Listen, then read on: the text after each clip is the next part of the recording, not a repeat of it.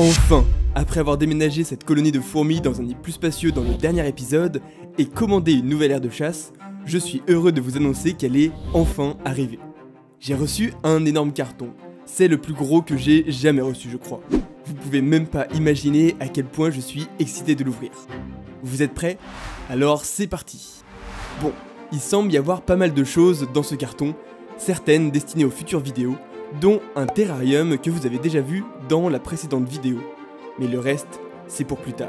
Concentrons-nous sur ce qui nous intéresse aujourd'hui. Et c'est bien sûr notre nouvelle aire de chasse. Bon, vous savez comment je suis nul pour faire de belles aires de chasse, alors je me suis procuré des décorations spéciales pour qu'elles soient magnifiques. Du sable blanc, de la mousse, quelques brindilles pour donner l'impression d'un environnement naturel, et quelques autres trucs. J'ai trop hâte. En plus, honnêtement, je suis plutôt fier du dernier terrarium que j'ai fait. Allez, on commence par mettre le substrat. Une fois le substrat bien en place, c'est le moment que je redoute. L'aménagement. Franchement, je suis vraiment super nul pour ça. Bon, je vais me servir d'une photo comme modèle, et je compte sur vous pour croire en moi. Et bah finalement, c'était assez rapide, et je trouve le résultat magnifique. Alors vous en pensez quoi? C'est beau ou pas du tout? Maintenant, passons à la phase la plus excitante. Il suffit de connecter l'aire de chasse au nid et d'observer comment nos ouvrières vont explorer ce nouvel environnement. C'est toujours un moment super intéressant de voir nos fourmis découvrir leur nouvel habitat. Alors sans plus attendre, allons observer nos exploratrices se risquer hors du nid et s'aventurer dans l'aire de chasse. Regardez ça, on dirait que quelques-unes sont déjà sorties. Elles n'ont vraiment pas perdu de temps. Faut croire que la curiosité était trop forte. Elles explorent chaque millimètre de leur nouvel environnement avec une curiosité impressionnante. Regardez, si on s'approche un peu, on peut les voir inspecter chaque grain de sable, chaque morceau de mousse et même chaque décoration. Mais attendez, elles sont hyper nombreuses en fait. C'est hallucinant. Regardez le nombre d'ouvrières qui se dépêchent d'aller dans cette nouvelle aire de chasse. Il y en a partout. Je pense que j'ai vu trop petit pour cette aire de chasse. En vérité, il leur en fallait une plus grande. Là, elles vont vite s'ennuyer.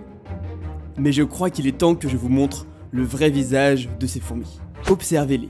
Elles semblent s'amuser dans l'aire de chasse, parcourir les décorations, se balader.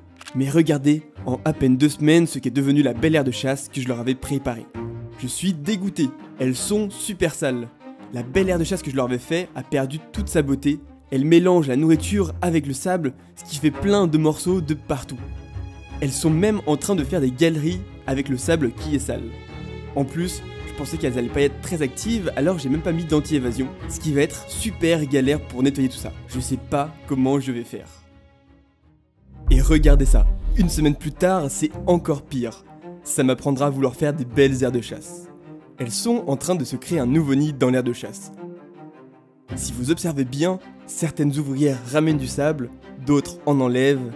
Il y en a qui sortent des galeries, d'autres qui rentrent dans les galeries. Si j'agis pas très vite, elles vont toutes déménager dans le nid qu'elles ont fabriqué. Et là, ça sera la catastrophe. Bon, toutes ces galères seront pour le mois de plus tard. Pour le moment, il faut que je vous montre quelque chose d'assez impressionnant. Et pour ça, on va regarder le setup dans son ensemble.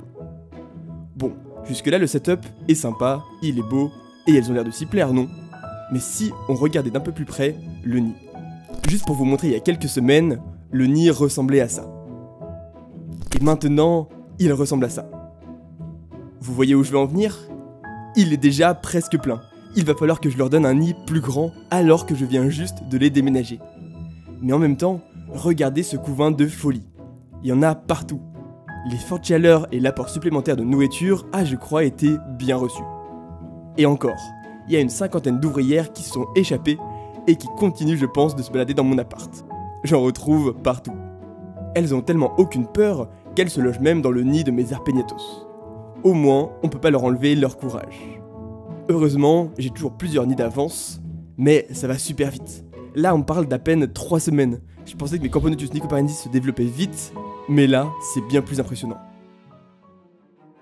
C'est la galère. Je sais pas comment je vais gérer ça, faut vraiment que je vous explique. J'ai décidé d'ouvrir l'aire de chasse pour qu'elles arrêtent la construction de galeries. Mais le problème, c'est que j'ai pas mis d'anti-évasion. J'ai donc décidé d'essayer d'en mettre petit à petit en pensant que ça allait être facile. Grave erreur. j'ai pu en mettre que sur les côtés avant de devoir arrêter. Mais bon, ça c'est pas très grave. En revanche, au bout de 30 secondes, elles ont commencé à mettre du sable sur l'anti-évasion. Et regardez ça, toute la colonie s'y met. Mettre du sable dans l'aire de chasse, c'est la pire idée que j'ai jamais eue. Après 2 jours de galère, j'ai à peu près mis de l'anti-évasion partout. Mais elles continuent de mettre du sable. Je pense que ça va pas tenir longtemps. Mais surtout, là, je sais pas quoi faire. Est-ce que j'essaie de détruire leur construction? Est-ce que je crée une nouvelle aire de chasse pour remplacer celle-ci? Est-ce que vous avez d'autres idées? N'hésitez pas à me donner vos avis et vos idées en commentaire. De mon côté, je vais quand même commander de nouveaux nids pour cette espèce, de nouvelles aires de chasse et décorations. Il va falloir que je réfléchisse à une nouvelle organisation, parce que là, ça commence à prendre de la place. J'attends vos idées dans les commentaires. En tout cas, soyez prêts pour la prochaine vidéo sur ces Camponotus, parce qu'il va y avoir pas mal de choses à faire, et je pense que d'ici là, elles auront doublé. Merci d'avoir regardé jusqu'à la fin, j'espère que la vidéo vous aura plu, et on se dit à très bientôt.